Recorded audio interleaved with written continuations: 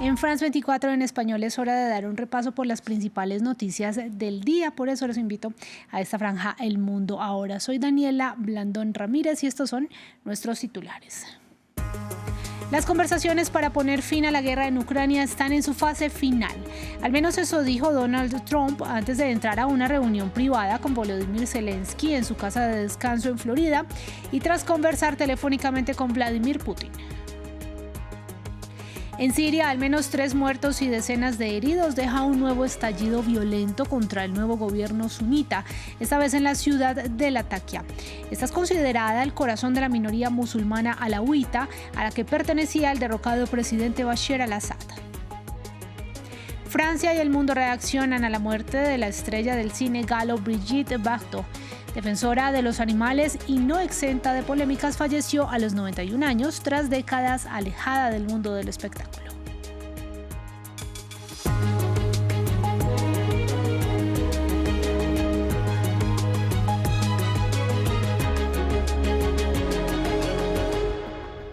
Comenzamos en Estados Unidos, en donde hay expectativa por los resultados de la reunión presencial entre Donald Trump y Volodymyr Zelensky para tratar de sellar cuanto antes una salida negociada a la guerra entre Rusia y Ucrania. Las delegaciones se reúnen en Mar-a-Lago, la casa de descanso de Trump, justo después de que el inquilino de la Casa Blanca hablara telefónicamente con su homólogo ruso Vladimir Putin por más de 1 hora. El Kremlin reveló que en la llamada Putin dejó claro que no apoya la propuesta de un alto al fuego y reiteró su exigencia de que se tomen decisiones territoriales sobre el Donbass para poder firmar un acuerdo definitivo. Se espera que el republicano retome la llamada con Putin después del encuentro con Zelensky.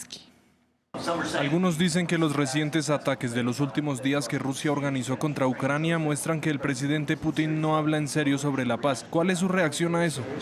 No, habla muy en serio. Creo que puedo decir que Ucrania también ha realizado algunos ataques muy fuertes y no lo digo de manera negativa. Creo que probablemente tenga que hacerlo.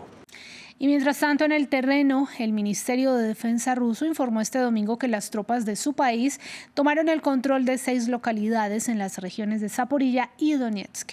Esto solo un día después de otro ataque masivo con misiles y drones de Moscú que afectó varias regiones del territorio ucraniano y apenas horas del encuentro de los presidentes Zelensky y Trump. En Kosovo cerraron las urnas en unas elecciones parlamentarias anticipadas que buscan romper el estancamiento político en que se ha visto esta nación durante gran parte de este año. Es la segunda elección en menos de 1 año.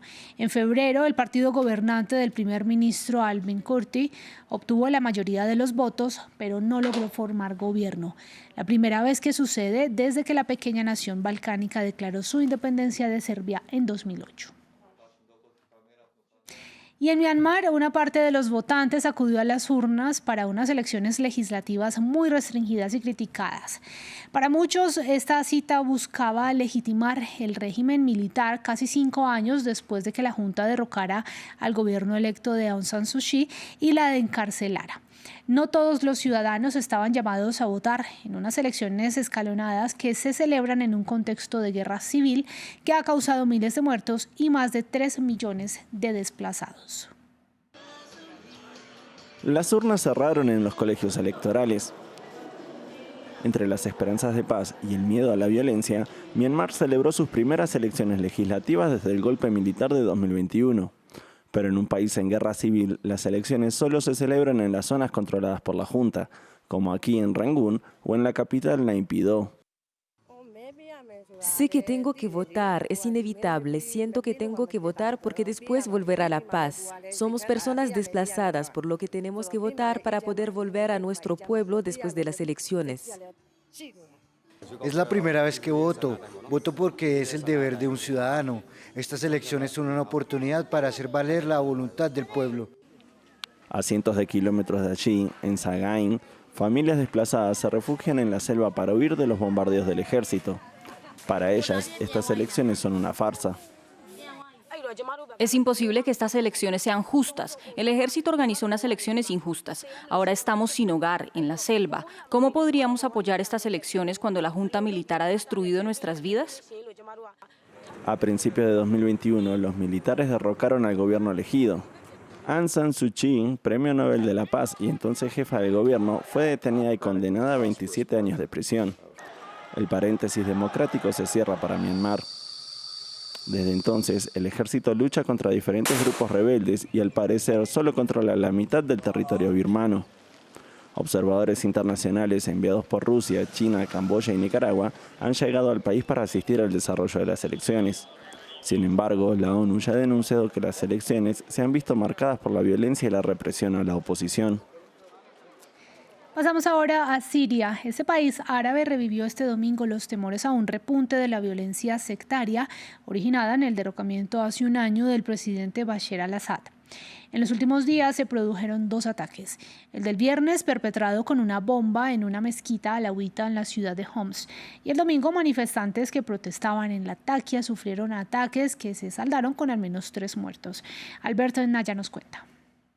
Tras una tormenta que duró más de 13 años, llegaron las venganzas sectarias y si al-Shara puso fin al conflicto cuando tomó Damasco, las escaramuzas persisten. La última contra una comunidad alauita que quedó desprotegida tras la huida de Bashar al-Assad. Sus ciudadanos reclaman más protección y leyes propias para convivir.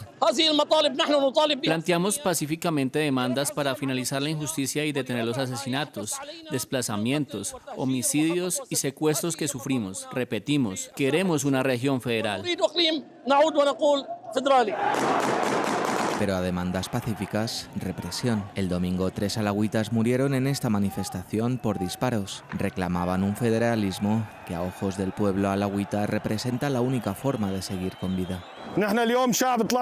Vinimos a exigir nuestra dignidad, nuestro sustento, a exigir un federalismo político como el de grandes estados como Estados Unidos, Alemania y los Emiratos Árabes Unidos. Vinimos a pedir un sustento que podamos dar a nuestros hijos. Después de que nos suspendieran el salario y nos despidieran, vinimos a reclamar nuestro derecho a vivir tras ser asesinados en nuestras propias tierras.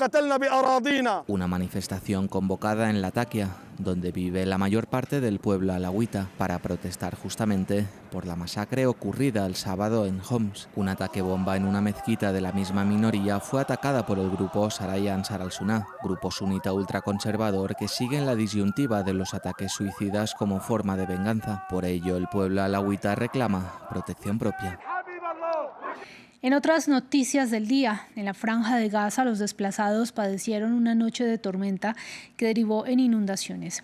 En Han Yunis, los gazatíes lamentaron la gran cantidad de agua que entró en sus tiendas de campaña y afectó sus pertenencias. Actualmente, con bajas temperaturas, en el enclave se sufren ataques israelíes de manera esporádica. Ramiro Cueva Barberena nos amplía. Continúan las inundaciones en la Franja de Gaza. Los fuertes vientos y las lluvias volvieron a ser un problema para los desplazados en el enclave.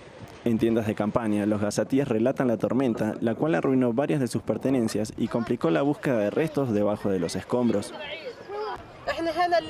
Anoche estábamos prácticamente ahogándonos en el agua. Se formaron charcos, había viento fuerte y polvo. La tienda de campaña se voló y ahora está llena de agujeros. No sabemos cómo movernos ni a dónde ir. No tenemos dónde quedarnos, ni refugio, ni nada. Sufrimos toda la noche. El agua entró en nuestras tiendas, hubo truenos y relámpagos. La lluvia nos inundó. No podemos regresar a nuestras tiendas y ni siquiera podemos recuperar nuestras pertenencias.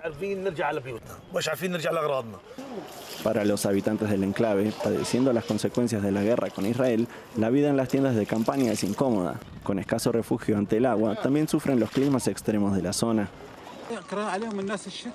La gente ahora odia el invierno. Solían decir que en verano en la tienda de campaña hacía mucho calor, pero el calor es mejor que este frío invierno. En verano puedes salir, quitarte la ropa, arremangarte y marcharte, pero ahora no hay manera. Las mantas y los colchones están empapados de agua, no hay nada con qué calentarse. Si bien los niveles de violencia disminuyeron, los ataques no cesaron por completo. Desde que entró en vigor la tregua, alrededor de 400 personas murieron por ataques israelíes. Y justamente Donald Trump recibe este lunes al primer ministro de Israel, Benjamin Netanyahu. Será la quinta reunión entre ambos mandatarios en Estados Unidos desde que Donald Trump regresó a la Casa Blanca y por el momento no se conocen detalles de la agenda. Sin embargo, se espera que aborden temas como el avance hacia la segunda fase del cese al fuego en Gaza y lo que Israel llama las amenazas de Irán y el grupo Hezbollah.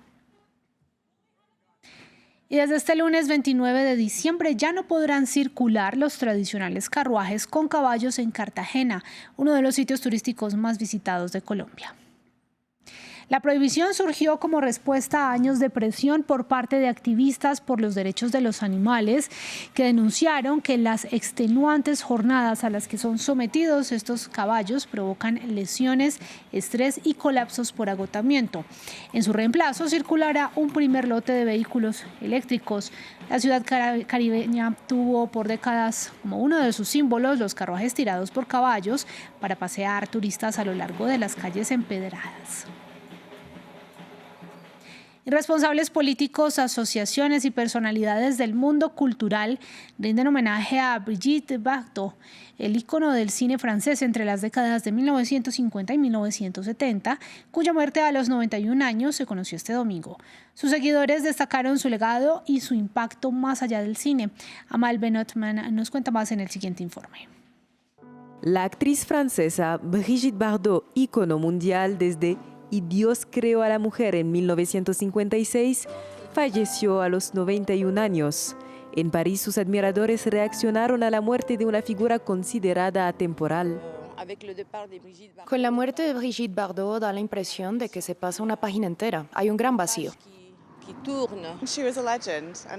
Era una leyenda y es muy triste que haya muerto, pero también dejó un legado enorme. Para mí, como estadounidense, representa en cierto modo a Francia. Las reacciones fueron más allá de sus seguidores. Responsables políticos, asociaciones y figuras de la cultura le rindieron homenaje. El presidente Emmanuel Macron afirmó que Francia llora a una leyenda del siglo. Brigitte Bardot encarnó una vida de libertad, una existencia francesa de alcance universal. Nos conmovía. Para el ex primer ministro Gabriel Attal, Bardot fue ese rostro de Francia que hizo soñar al mundo entero. Gran actriz, primera personalidad en prestar sus rasgos al busto de Marianne y defensora incansable de la causa animal. Vivió 1000 vidas, siempre con la misma pasión y el mismo talento. La ministra de Cultura, Rashida Dati, la describió como un ícono entre los íconos, libre y en el fondo profundamente francesa. La extrema derecha también rindió homenaje a la actriz que fue una de sus simpatizantes en las últimas décadas y que compareció en varias ocasiones ante la justicia por incitación al odio racial. El presidente de Agrupación Nacional, Jordan Bardella, la calificó de ardiente patriota, mientras que Marine Le Pen afirmó que su muerte es una pena inmensa. En la segunda parte de su vida, Brigitte Bardot se dio a conocer sobre todo por su compromiso con la defensa de los animales. Para la organización PETA, fue un ángel y una portavoz de todas las especies. Vamos a terminar hablando de fútbol, concretamente de la Copa Africana de Naciones. El doblemente campeón Argelia venció a Burkina Faso y aseguró su pase a los octavos de final del torneo. Una verdadera hazaña, ya que el conjunto dirigido por el suizo Vladimir Petkovic no había superado la fase de grupos en las 2 ediciones más recientes. Nuestra enviada especial Natalia Ruiz Giraldo nos cuenta los detalles del encuentro. Argelia consiguió su pase a octavos de final de esta competición tras una tímida victoria, 1-0 ante Burkina Faso esta noche aquí en Rabat.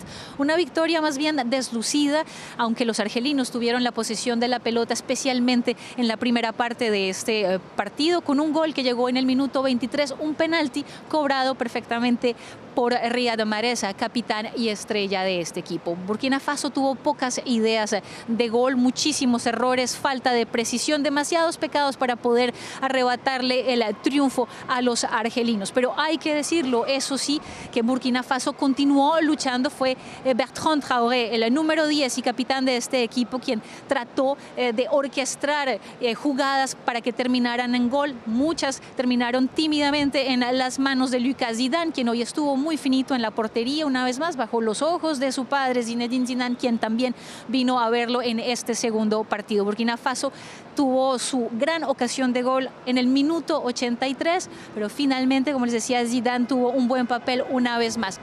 De esta manera, Argelia no solamente pasa a los octavos, sino que lo hace como primero, como cabeza de grupo, lo cual le permite tener un rival en los octavos de final que no sea tan difícil como podría hacerlo. Lo que sí se confirma además también en este grupo es ya la eliminación de Guinea Ecuatorial, que hoy perdió su partido ante Sudán. Fin del informativo, gracias por sintonizarnos.